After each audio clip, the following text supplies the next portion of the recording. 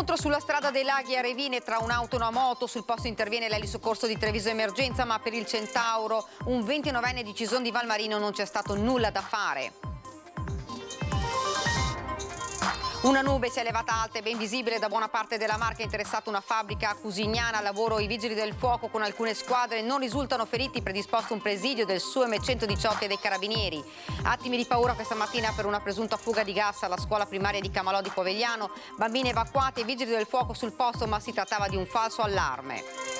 Giudice del collegio ha avvertito che la moglie sta per partorire e lascia la postazione. Processi rinviati questa mattina a Treviso, anche quello relativo ad un caso di maltrattamento su minori.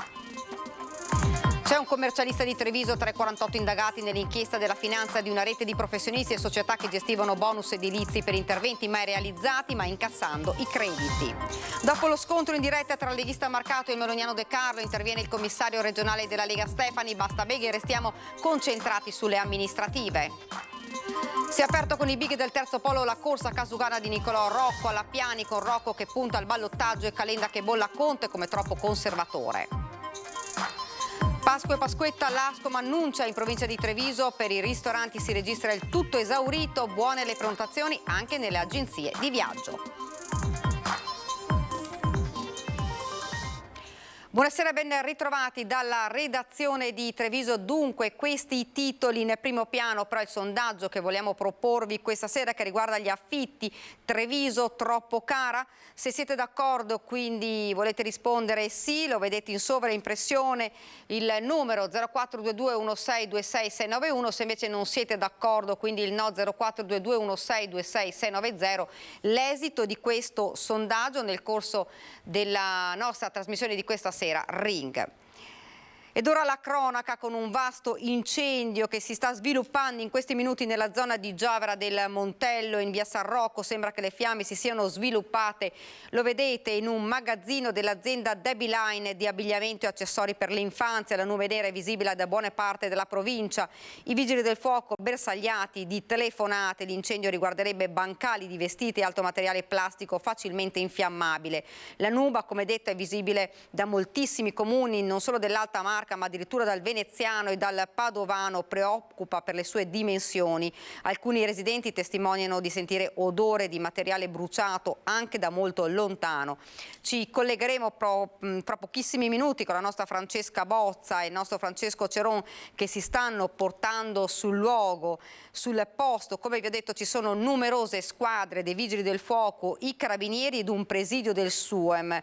Per il momento non risultano persone ferite. E continuiamo con la cronaca, con una tragedia avvenuta nel tardo pomeriggio di oggi a Revine Lago, lungo la strada dei Laghi. La tragedia si è consumata attorno alle 17. Un uomo di 29 anni in sella ad una moto si è scontrato contro un'auto, una Mini Cooper rossa, finendo fuori strada e compiendo un terribile volo. A perdere la vita il Centauro 29enne residente a Cison di Valmarino. Inutile purtroppo i soccorsi da parte del SUEM 118. Medico e infermieri sono giunti con un'ambulanza, l'automedica e l'elicottero.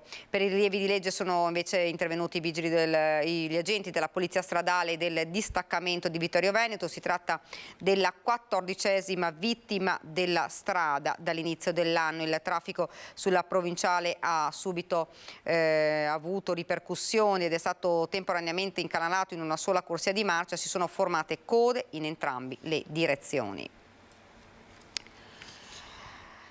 E dunque andiamo avanti con la cronaca in attesa di poterci collegare con la nostra Francesca Bozza dal luogo del vasto incendio. Dunque ora ci spostiamo a Camalò perché ci sono stati attimi di paura questa mattina per una presunta fuga di gas alla scuola primaria nel comune appunto di Povegliano. Bambini evacuati e vigili del fuoco sul posto, ma si scopre presto che si tratta di un falso allarme. La campanella è suonata da pochi minuti. I bambini hanno appena raggiunto le rispettive aule quando all'interno della scuola primaria Mario Fiore di Camalò, frazione di Povegliano, viene avvertito un odore acre come di gas e scatta l'allarme. Il personale contatta subito il dirigente scolastico che chiama i vigili del fuoco e dispone l'evacuazione dell'istituto. Anche il sindaco Manzanna viene avvertito e a sua volta invia sul posto il geometra dell'ufficio tecnico. Si vivono attimi di paura. Di preoccupazione sì, perché dicono una cosa strana, questo odore forte all'interno della scuola. Pensavano al gas, però perdite di gas, cosa che non può essere. Ho detto assolutamente. Abbiamo tutti fatto la messa a norma dal punto di vista sismico alla scuola e abbiamo messo solo elettricità, per cui non poteva essere gas proveniente dalla scuola. Pompieri e tecnico comunale iniziano il sopralluogo all'interno della primaria. Bastano pochi minuti per capire l'origine di quel forte odore. L'odore veniva da uno sgabuzzino dove c'erano dei fazzoletti che avevano odore di alcol, un forte odore di alcol dentro in questo cestino. Ho tirato fuori il cestino, il problema è stato risolto. Intorno alle 10:30 l'allarme rientra e bambini e insegnanti possono riprendere regolarmente le lezioni. Probabilmente, spiega il sindaco Manzana, quei fazzolettini potrebbero essere stati lasciati dagli operai che in questi giorni stanno posizionando la fibra all'interno dell'istituto. Il primo cittadino fa poi un plauso al personale scolastico per il pronto intervento. Ho detto: avete fatto la cosa giusta, su queste cose non si può scherzare. Si devono prendere immediatamente i provvedimenti che servono. Processi improvvisamente rinviati questa mattina a Treviso dopo l'abbandono della sua postazione di un giudice impegnato con altri 2 colleghi in una serie di udienze penali. A determinare l'insolito inconveniente è stata la notizia pervenuta telefonicamente al magistrato sull'imminente nascita del suo secondogenito. Nel programma del mattino erano previste alcune sedute rilevanti, tra cui un caso di maltrattamento su minori fatta slittare ad altra data.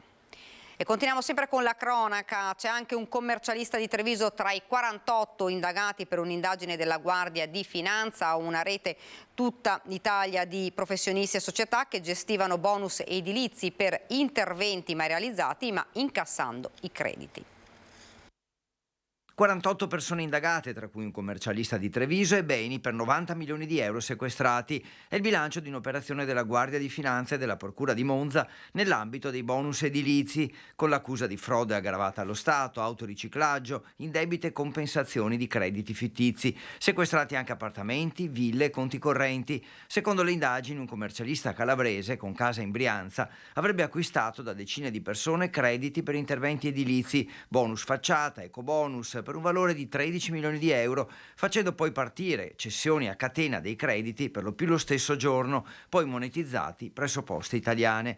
Nel raggiro 700 persone hanno avuto credito senza saperlo per l'esecuzione di interventi edilizi mai eseguiti, tra loro molti non proprietari di alcuni immobili e percettori di reddito di cittadinanza.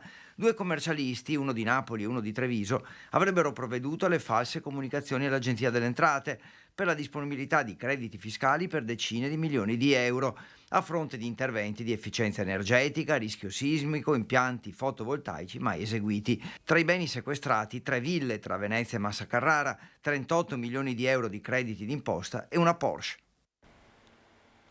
Vi ricordo la notizia di apertura dove un vasto incendio si sta sviluppando proprio in questi minuti nella zona di Giovera del Montello in via San Rocco. Sembra che le fiamme si siano sviluppate in un magazzino dell'azienda Debbie Line di abbigliamento e accessori per l'infanzia. Dovremmo collegarci fra pochissimo proprio con la nostra Francesca Bozza che si trova sul posto. Ed ora intanto la politica, dopo lo scontro in diretta a Focus TG tra il leghista Roberto Marcato e il meloniano Luca De Carlo, interviene anche il commissario regionale della Lega Alberto Stefani. Basta beghe, restiamo concentrati sulle amministrative. Con Marcato si schiera Gian Antonio Darè, netto Flavio Tosi. Guardi, io sono impegnato in questi giorni a chiudere le liste, a chiudere i tavoli di trattativa con il centrodestra e con Fratelli d'Italia. E quindi non ho tempo per altre questioni. Lo ha sentito Marcato? No, lo sentirò nei prossimi giorni per altre questioni, ma su questo direi che è ora di guardare al 14 aprile, che è il giorno ultimo per depositare le liste, e poi al 14 maggio, che è il giorno per andare a votare. Mancano poco meno di 10 giorni alla chiusura delle liste per 49 comuni del Veneto, tra questi Treviso e Vicenza, e il centrodestra non può permettersi scossoni. Sembra questa la linea del commissario regionale della Lega Alberto Stefani davanti allo scontro che si è consumato in diretta su Focus TG, il programma condotto dal direttore Luigi Baccialli, tra Bulldog Roberto Marcato, assessore della Giunta Zaia e il coordinatore regionale di Fratelli d'Italia Luca De Carlo. Nodo del contendere ancora una volta le frasi roboanti pronunciate a Montorio Veronese da Marcato contro gli alleati, poi confermate nella sostanza nello studio di Baccialli. Tutto questo con replica immediata di De Carlo e relativa bagarre. Guarda, io sono stato votato dai veneti, lei è stato nominato, quindi lei li rappresenta ancora meno di me. Guarda che io sono votato dai miei... Io credo che i sindaci e gli amministratori siano impegnati in cose molto più importanti, non hanno bisogno sicuramente di queste beghe all'interno della coalizione. Noi siamo impegnati a chiudere le liste, a definire i programmi elettorali, a dare risposte ai cittadini. Ma mentre Stefani invoca una sorta di pax elettorale, l'europarlamentare leghista da Re appoggia nei fatti Marcato. Questa è la temperatura chiaramente della regione del Veneto, dove all'indomani delle politiche si sono visti subito delle candidature o delle autocandidature dallo stesso De Carlo alla Elena Donazzan e quant'altro che si proponevano come i prossimi, il futuro, il dopo Zaia. Ma credo che il dopo Zaia lo decida Zaia a questo punto, cioè non è che a livello nazionale si vincono le elezioni politiche e all'improvviso i voti a caduta sono anche nelle regioni. Casomai andiamo a discutere altre regioni dove Fratelli d'Italia è più forte, sicuramente le regioni del centro o del sud, e gliele diamo tutte, anche una in più se serve, ma non no. toccate il Veneto, questo è il concetto? Il Veneto è dei veneti e della Lega? E della Lega, soprattutto della Liga Veneta. Tra i due alleati significativa, anche per i trascorsi in Lega, la posizione di Flavio Tosi, coordinatore regionale di Forza Italia, fresco di nomina. Sulle regionali dice influiscono gli equilibri nazionali. Quanto a Marcato, tu al bar puoi dire quello che lui ha detto su quel palco con 200 persone davanti, ma su un palco con 200 persone davanti, in un'assemblea pubblica e quindi in un contesto che poi ovviamente viene diffuso, offendere l'alleato Fratelli d'Italia in questo caso in maniera così appunto sbagliata non lo dovrebbe fare nessuno, ma in maggior ragione un assessore regionale, ma nessuno dovrebbe permettersi toni così sguaiati. Ed ora andiamo subito nel luogo dove si è sviluppato questo vasto incendio. Vedo nello schermo la nostra Francesca Bozza assieme a Francesco Ceron. Francesca, intanto buonasera, che cosa sta accadendo? Sì, buonasera Daniela, buonasera ai telespettatori. Siamo nella zona industriale, siamo a Cusignana, a pochi passi insomma, dal centro della frazione di Giavera del Montello. Lo vedete alle mie spalle, credo che non serva nemmeno aggiungere tante parole all'enorme incendio. Vedete la nube nera che si sta alzando ormai da ore ed è visibile praticamente da qualsiasi parte della provincia della Marca. Tante le segnalazioni che stanno arrivando anche alla nostra redazione per questa densa nube nera. Sono davvero tantissime le squadre dei Vigili del Fuoco, ne continuano ad arrivare anche in questi minuti mentre vi parliamo per cercare di domare le fiamme. Stanno intervenendo in diversi punti di questa grande fabbrica, di questo grande capannone. Insieme a me, mentre Francesco Ceron sta inquadrando appunto per rendere l'idea di quello che sta accadendo qui, con me il sindaco Maurizio Cavallin. Sindaco, grazie mille, sono momenti anche per lui di tensione, tante le telefonate, appena adesso la telefonata del sindaco di Spresiano, chiaramente perché i comuni limitrofi sono allarmati. Sindaco, che cosa sta succedendo?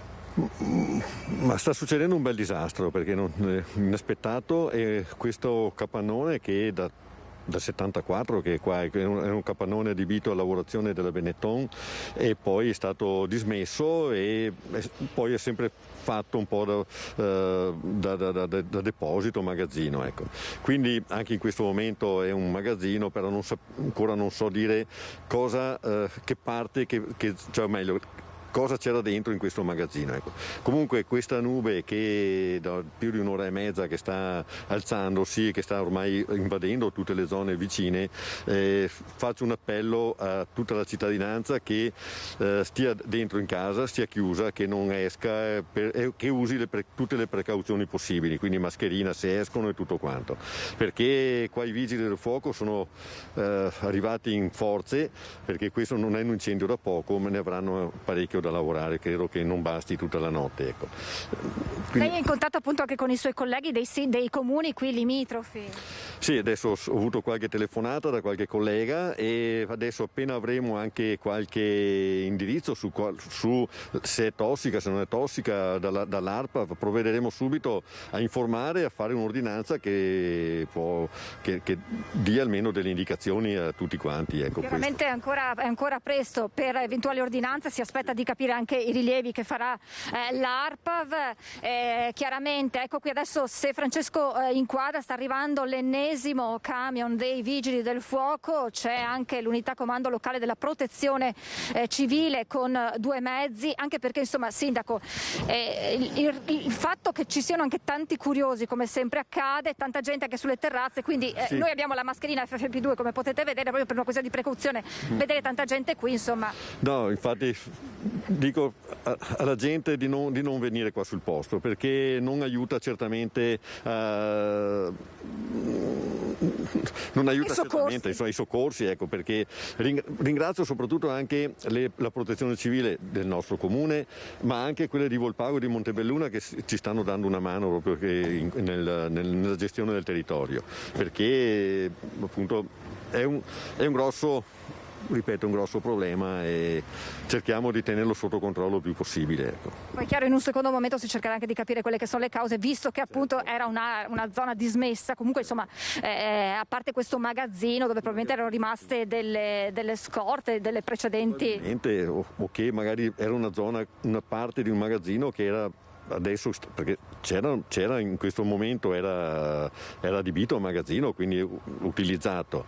Bisogna capire cosa c'era dentro, da cosa è scaturito, qua dopo saranno i rilievi, quando una volta domato l'incendio si capirà anche meglio come e cosa è successo. Ecco. La priorità è spegnere le fiamme. Prima di tutto sì, e la salute pubblica, queste sono le 2 priorità che dobbiamo in questo momento ci stiamo dando da fare il più possibile. Questa insomma la situazione al momento qui a Cusignana. Daniela, ripeto, vedete il via vai di mezzi di soccorso, ci sono naturalmente i militari dei carabinieri, ci sono gli agenti della polizia. Io saluto e ringrazio il sindaco Maurizio Cavallini, lo lasciamo rispondere. Grazie sindaco, nell'eventualità ci siano ulteriori aggiornamenti, sindaco ci tenga aggiornati in modo da poterlo comunicare ai nostri telespettatori. Al momento questa è la situazione da Cusignana, se non hai domande Daniela ti restituisco la linea. Francesca, solo una domanda. Non ti risultano persone ferite o rimaste intossicate? No, allora guarda, la prima cosa che mi ha detto il sindaco, proprio per il fatto che in quest'area era gran parte dismessa, parte adibita a magazzino, dalle prime informazioni però chiaramente sono attimi concitati anche per gli stessi soccorritori, anche per lo stesso sindaco, però sembra esclusa al momento, io uso sempre il condizionale in questi casi è d'obbligo, la presenza di persone, quindi di possibili feriti o perlomeno insomma, di persone che possono essere rimaste intossicate al momento dello scoppio dell'incendio. Francesca, ti ringrazio, ovviamente noi rimaniamo a tua disposizione, se hai ulteriori aggiornamenti richiedici subito la linea. Grazie davvero a Francesca Bozzi e a Francesco Ceron che si trovano lì proprio a pochi passi dall'incendio. Noi andiamo avanti e continuiamo invece con la politica. Si è aperta con i big del terzo polo la corsa casugana di Nicolò Rocco alla Pianico, Rocco che punta al ballottaggio e Calenda che bolla Conte come troppo conservatore.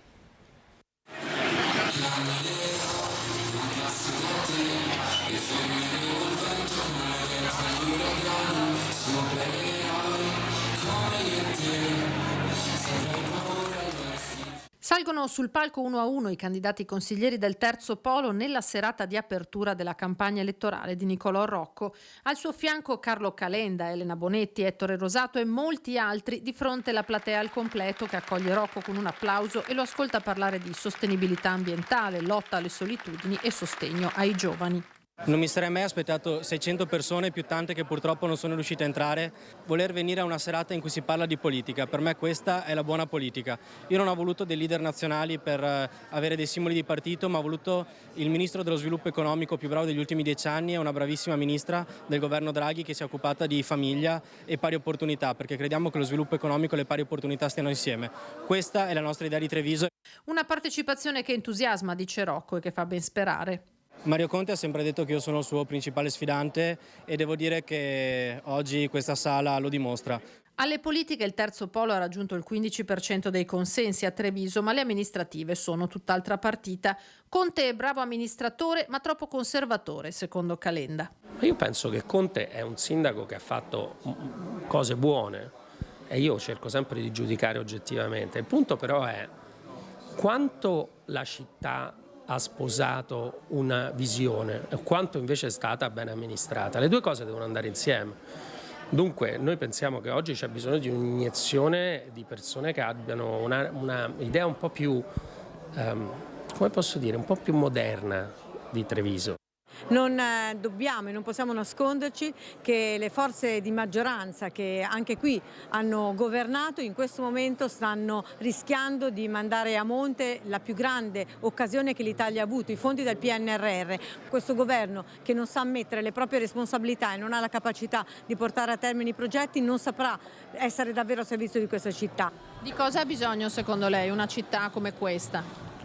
Ha bisogno di una spinta forte e ha bisogno di credere che Treviso può essere veramente un luogo di elaborazione, un luogo dove si può costruire moltissimo, avere ambizione. Io penso che questa città è una città che può essere veramente una città ambiziosa, più di quello che è.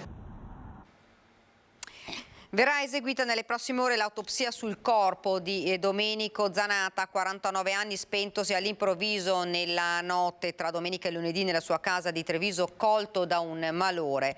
Civilista e cassazionista impegnato nella difesa dei lavoratori e dei diritti civili, Zanatta era stato consigliere comunale del Partito Democratico nell'amministrazione Manildo. Slitterà dunque alla settimana prossima il funerale che sarà celebrato con rito laico. Ed ora parliamo di giovani. Giovani e sempre più giovani sono quelli che si avvicinano alle dipendenze da alcol, tabacco e droghe. Il CEIS, una cooperativa sociale che compie 40 anni e che da sempre è al fianco di queste persone fragili. Con 174 persone accolte nelle proprie strutture, 10 nuove assunzioni solo nel 2022 e centinaia di programmi conclusi sul territorio e nelle scuole, la cooperativa sociale CEIS Treviso festeggia i 40 anni al fianco dei più fragili con dipendenze da alcol, tabacco e droghe e con difficoltà di salute mentale. Oggi la grande sfida sono i ragazzi che sempre più giovani finiscono nel buco nero delle dipendenze, alcol e tabacco soprattutto, ma anche le droghe illegali. Registriamo sia noi sia a livello nazionale un abuso da parte dei giovanissimi di alcol e di tabacco. Per quanto invece riguarda le sostanze illegali, hashish eccetera, c'è una fetta un po' minore, quindi la preoccupazione verso il mondo giovanile è quella di fare delle attività di prevenzione soprattutto rispetto all'uso dell'alcol e del tabacco. Hanno bisogno di essere accompagnati per una parte della loro vita per cercare di riprendere la propria vita. Fondamentale la prevenzione con gli interventi nelle scuole per dare informazioni corrette. CEIS gestisce 6 sedi con 74 posti per gli ospiti e 68 professionisti assunti tra Treviso, Mogliano, Cessalto e Preganziol. La prossima sfida con ULS 2 e il SERD di Treviso è un centro diurno. L'esigenza di aprire un centro diurno per i giovani e per quanto riguarda invece i pazienti ricorrenti, quindi un intervento diurno rispetto invece alle 6 case residenziali che già oggi abbiamo nel nostro territorio. Oggi e per il futuro prossimo la priorità sono i giovani che non riescono a darsi un limite e diventano dipendenti, ma anche i più anziani che corrono seri pericoli per la salute. Contemporaneamente ci sono persone che invece dal lungo corso hanno nella propria vita la dipendenza da sostanze o da alcol e quindi hanno bisogno di un supporto diverso dai ragazzi giovani. Tra gli ospiti anche 28 condannati a misure alternative al carcere, in affidamento, messa alla prova, con obbligo di dimora, essenziale in tutti questi casi la professionalità degli operatori. Anche il settore dei meccanici si prepara all'avvento dal 2035 dei soli mezzi elettrici o ibridi. Per questo il gruppo di Confartigianato ha organizzato un seminario informativo con i vigili del fuoco. Lo stop ai mezzi diesel e benzina dal 2035 deciso dall'Unione Europea condizionerà l'intero comparto dell'automotive, compreso il settore dei meccanici, che si stanno preparando pure sul fronte sicurezza. Nonostante le vetture siano dotate di tecnologia all'avanguardia, dai sensori all'autocontrollo per prevenire eventuali pericoli, spiega il presidente del gruppo Autoriparazione di Confartigianato, Buosi, possono succedere degli imprevisti. Uno dei problemi più grossi è la probabilità di folgorazione sia da parte di chi opera, diciamo così, per andare a fare un intervento e da parte di chi ha avuto l'incidente che magari è ancora all'interno della vettura. La seconda probabilità è invece il problema che riguarda l'incendio, perché il problema grosso, soprattutto sulle batterie al litio, è che la batteria, se per caso dovesse essere perforata o deve essere dei problemi tecnici all'interno, può innescare, diciamo così, un incendio, ed è un incendio che, anche se gli metti dell'acqua o una serie di cose, è difficile da spegnere. Oltre ai pericoli dovuti agli interventi in strada, vi è un'altra fonte di rischio strettamente legata al lavoro in officina, quella del metano, che viene caricato a bassissime temperature, che però tendono ad aumentare insieme alla pressione quando l'idrocarburo rimane nel serbatoio. Se non viene consumato, una parte può essere dispersa e diventare pericolosa in ambienti chiusi come capannoni. Può creare delle nubi di metano che, se non evaporate o fatte fuoriuscire in maniera tranquilla, possono diventare pericolose. Conoscere i rischi e prendere ogni precauzione diventa dunque prioritario. Per questo il gruppo Autoriparazione di Confartigianato Marca Trevigiana ha rinnovato la collaborazione con i Vigili del Fuoco, protagonisti del seminario Interventi su auto ibride a gas, elettriche e sicurezza in officine e sulla strada, durante il quale meccanici e carrozzieri verranno aggiornati sulle nuove normative, ma anche preparati sui comportamenti nelle situazioni di emergenza, sulle tecniche di recupero e sulle buone prassi da adottare in officina. E anche per tutelare le nostre attività, diciamo così, in modo da essere i più bravi possibili. Ed ora parliamo di vacanze pasquali. In provincia di Treviso per i ristoranti si registra un tutto esaurito. Buone le prenotazioni anche nelle agenzie di viaggio. Si registra il tutto esaurito nella provincia intera, dalla Colline del Prosecco all'Asolano, al Coneglianese, tutti i piccoli centri storici, dalla grande città, insomma, di Treviso, le città murate di Castelfranco, Lopitergino, sono tutti che segnalano, diciamo, il tutto esaurito. Si apre con il ponte pasquale, una prima 3 giorni che caratterizzerà tutto il prossimo bimestre. Occhi puntati anche sul 25 aprile che cade di martedì, altro ponte importante, così come quello del 1° maggio. E poi l'avvio della stagione estiva che per albergatori e ristoratori si annuncia positiva, ma non solo. Ci sono buoni segnali anche dalle agenzie viaggio, perché c'è, diciamo, un ritorno importante anche dalla prenotazione attraverso l'agenzia viaggi che appunto noi rappresentiamo e i tour operator, che hanno evidenziato un maggior numero di prenotazioni che transitano attraverso questi canali, a differenza che in passato, perché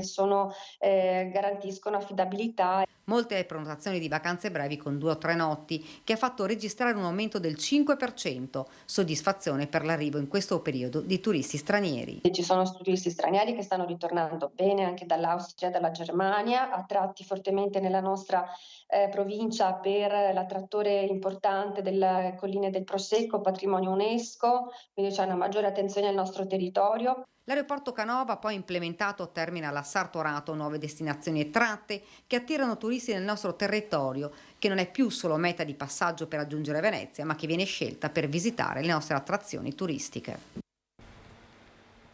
Lo chiamano turismo anti-stress e ad Asolo è un successo. Nel 2022 sono stati superati tutti i numeri del 2019, ovvero del periodo pre-pandemia, e si preannuncia una Pasqua da tutto esaurito.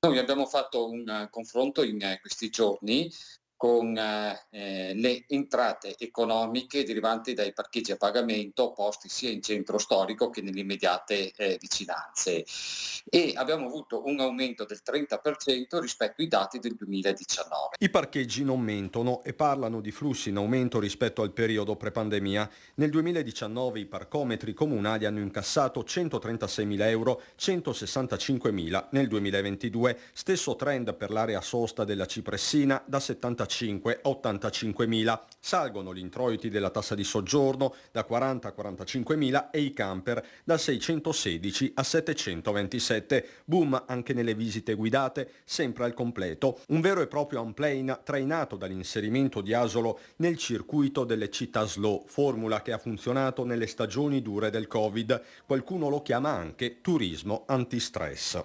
Quindi abbiamo spinto al 120% sull'outdoor assolutamente e questo è stato di richiamo. Se nel 2020 e 2021 è stato di richiamo per in maggior parte dei casi, direi un 70% di turismo italiano, nel 2022 è stato anche di richiamo, direi un 50-50 sia nazionale che internazionale. Significativa già in questi fine settimana la presenza di tedeschi, ma l'interesse nei confronti della città dai 100 orizzonti è arrivato anche in Corea del Sud. Intanto, tra i colli cari a Caterina Cornaro si guarda al Ponte Pasquale. Asolo offre, tra l'altro nella domenica di Pasqua, il mercatino dell'antiquariato. Al mercatino sarà abbinata anche una mostra di libri e stampe antiche. Per quelle del weekend viene aperto in via eccezionale l'archivio storico, quindi da tutto esaurito assolutamente.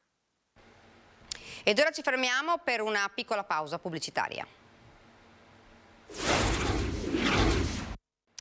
Siamo tornati nuovamente in studio ed ora andiamo subito a Cusignana, dove c'è il vasto incendio, lo abbiamo sentito in apertura di questo telegiornale. Per noi lì c'è Francesca Bosta e Francesco Ceron. Francesca, ci senti?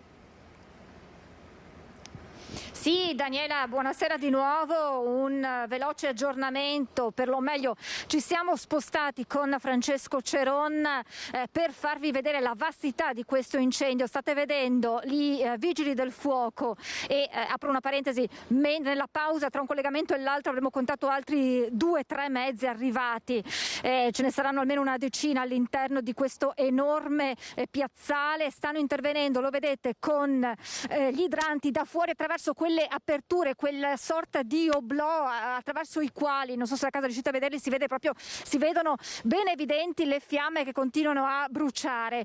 Si sta cercando di intervenire da più parti per cercare di domare le fiamme. Ce l'ha detto il sindaco prima, il sindaco di Giavera del Montello, che sarà un lavoro lungo proprio per la vastità del capannone. Questa era un'area dove non si lavorava più ormai da anni, in qualche modo abbandonata, anche se rimaneva attivo un magazzino all'interno del quale probabilmente, ci spiegava il sindaco, era stoccata ancora della merce, del materiale. Non si sa però di che tipo di materiale si tratta. Per questo noi stiamo indossando le mascherine, sia io che Francesco dietro la telecamera, per sicurezza. Tanta gente, ma purtroppo c'è ancora tanta gente, nonostante il sindaco proprio dai nostri microfoni abbia lanciato l'appello di stare chiusi in casa, di non venire qua, in primis per una questione di sicurezza, ma anche e soprattutto per non intralciare i soccorsi, perché come detto è un continuo via vai di mezzi di soccorso. Intervenute la polizia, c'è la polizia, ci sono i carabinieri, c'è la protezione civile, e poi come detto c'è un continuo via vai di mezzi dei vigili del fuoco che stanno cercando di spostarsi in tutta l'area dell'azienda per cercare di domare al meglio e quanto prima le fiamme. L'appello quindi lo rilanciamo anche noi, facciamo nostro l'appello del sindaco di non uscire di casa, di tenere le finestre chiuse in attesa dei rilievi dell'ARPA, perché dovranno chiarire se nell'area ci sono delle sostanze pericolose. Chiaramente c'è allarme perché la nube di fumo continua ad essere ben evidente da ogni parte della provincia, anche a tantissimi chilometri di distanza. Tanti sindaci che stanno cercando di contattare il primo cittadino di Giavera per avere rassicurazioni. Quindi insomma sarà una lunga serata qui a Cusignana nel tentativo di domare quanto prima questo vastissimo incendio.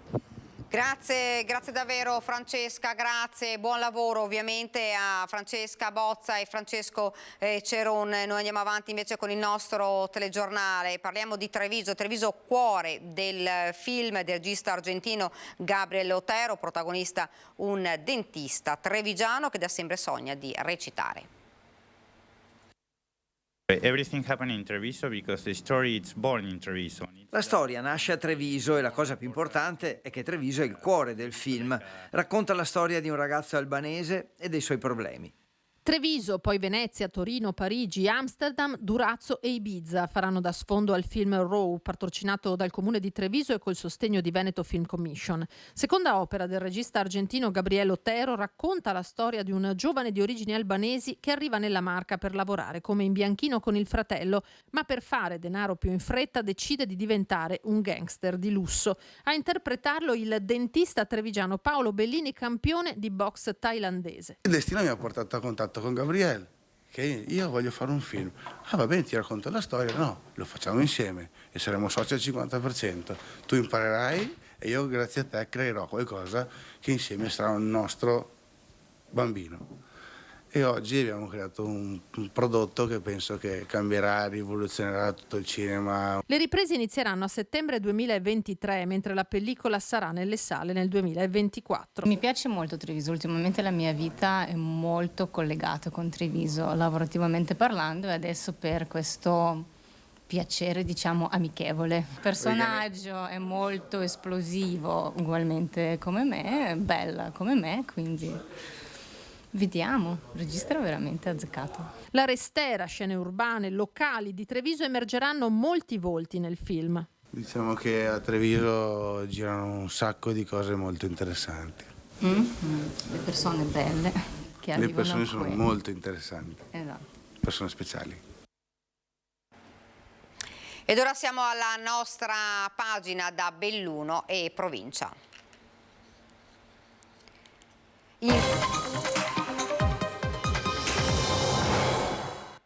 In primo piano la cronaca, perché c'è da segnalare l'arresto di un quarantenne in flagranza di detenzione ai fini di spaccio di cocaina. Si tratta di un bellunese sottoposto ai domiciliari con obbligo di dimora nel capoluogo.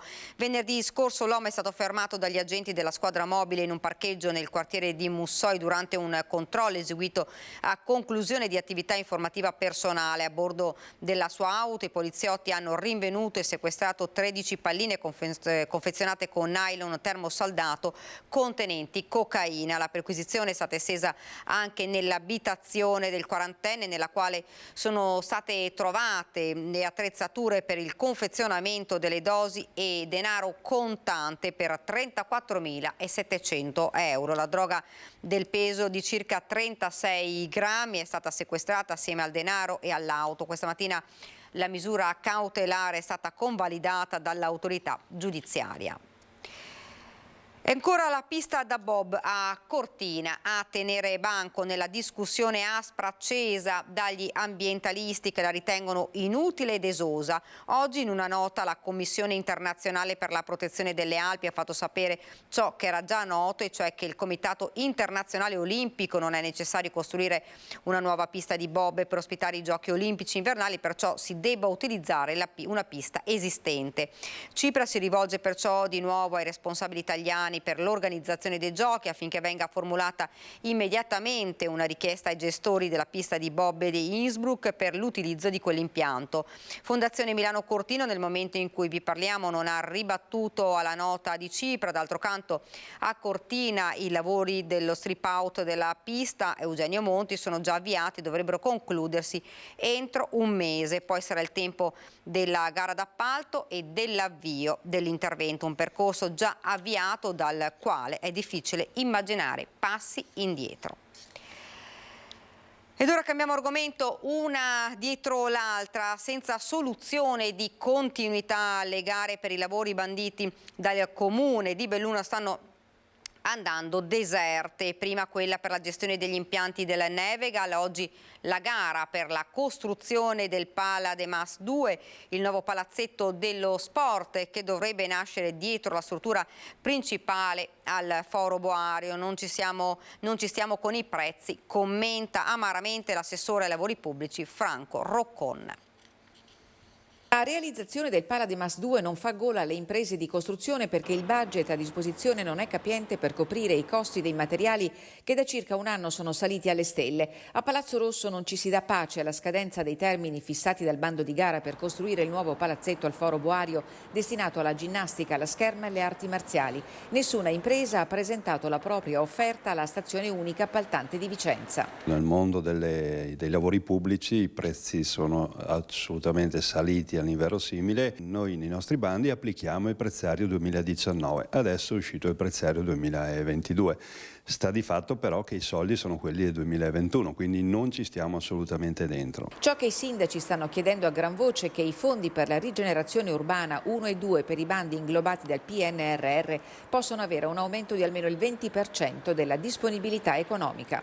Viceversa, questa è una delle tante gare che andrà deserte perché le imprese non possono fare beneficenza. Tra l'altro il codice degli appalti prevede un utile per l'impresa che opera nel settore dei lavori pubblici, ma viva Dio, hanno ragione loro di non partecipare perché i bandi sono ovviamente risicati negli importi. La strada imboccata non è percorribile, afferma l'assessore Roccon. Quello che chiediamo è che questa disponibilità dei soldi che ci sono e che devono essere rendicontati all'Europa vengano spalmati nei progetti che ci sono. I tempi stringono. Entro luglio le gare che attingono ai fondi PNRR devono essere concluse. Per il DEMAS 2 Palazzo Rosso ha a disposizione 1,5 milioni di euro. Ora tocca rivedere il progetto e la disponibilità, oltre i 150.000 euro ottenuti grazie alla cessione di un mutuo. Se lo Stato non prevede un incremento, purtroppo dovremo rinunciare, ma avendo già pagato la progettazione. L'assessore Roccon è fiducioso che si possa trovare una soluzione. Quanto al nuovo bando per il Nevegal, è una questione di ore la pubblicazione di questo bando, che ha avuto una riduzione nei parametri di accesso e quindi ha aperto, diciamo, la platea dei soggetti che possono partecipare. Anche lì sono fiducioso che la cosa possa trovare riscontro ovviamente entro i primi di maggio. Ve l'abbiamo anticipato ieri, Antonio Codemo è il nuovo comandante della Polizia Locale di Belluno. Si tratta del più giovane funzionario di comune capoluogo di tutta Italia. Oggi l'abbiamo incontrato. Comandante, quali sono gli obiettivi del suo nuovo incarico? Sicuramente un controllo delle soste e un'attenzione particolare alle frazioni per rendere sicuri i cittadini anche che abitano lì. Controllo dei parcheggi e frazioni saranno i punti cardine dell'attività della Polizia Locale di Belluno, che ufficialmente da ieri è guidata dal più giovane comandante d'Italia. Antonio Codemo ha convinto il sindaco Oscar De Pellegrin, che l'ha selezionato per il prestigioso incarico alla scadenza del mandato in capo a Roberto Rossetti. Spero di poter essere d'esempio a tanti giovani come me che magari guardano con timore all'assunzione di responsabilità, dice il neocomandante, sguardo fiero su una divisa che indossa con orgoglio. La sua prima esperienza al comando veneziano di Jesolo. Sicuramente l'esperienza di Jesolo è stata importante e molto formativa e che cercherò di trasferire qui al comando di Belluno per portare anche quelle che possono essere le migliorie rispetto a una situazione che ho trovato. Un anno per mettere a frutto le sue capacità, questo è l'arco temporale concordato con il sindaco De Pellegrin, che ieri l'ha incontrato a Palazzo Rosso. 30 anni fra un paio di giorni, originario di Alano di Piave, Codemo, che al momento vive a Chioggia con la moglie Erika Baldin, consigliera regionale del Movimento 5 Stelle, per 5 anni è stato collaboratore e segretario particolare dell'ex ministro Federico D'Incà. Anche l'esperienza romana le darà una mano? Questo sicuramente, l'esperienza è stata importante e molto formativa. E tutto aiuta per riuscire a svolgere al meglio questo nuovo incarico. E questa era la nostra ultima notizia. Vi lascio ora alle nostre previsioni del tempo. Grazie davvero per averci seguito e buona serata.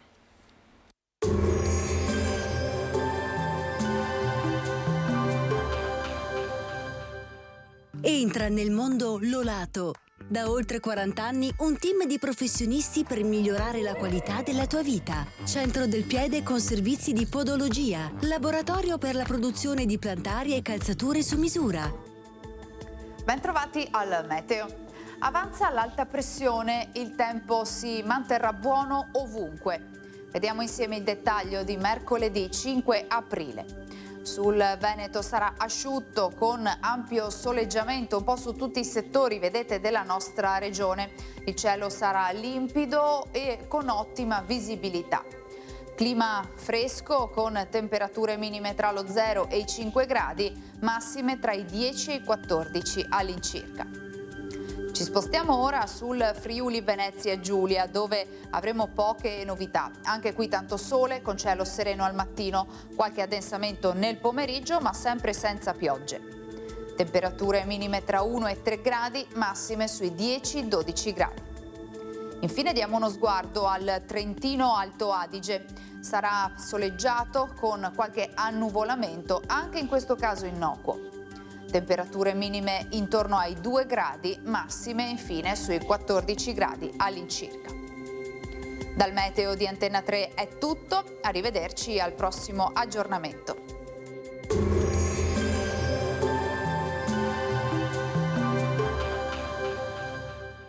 Busti, tutori e protesi di arto personalizzati. Ortopedia e sanitaria Lolato. A Treviso e Montebelluna.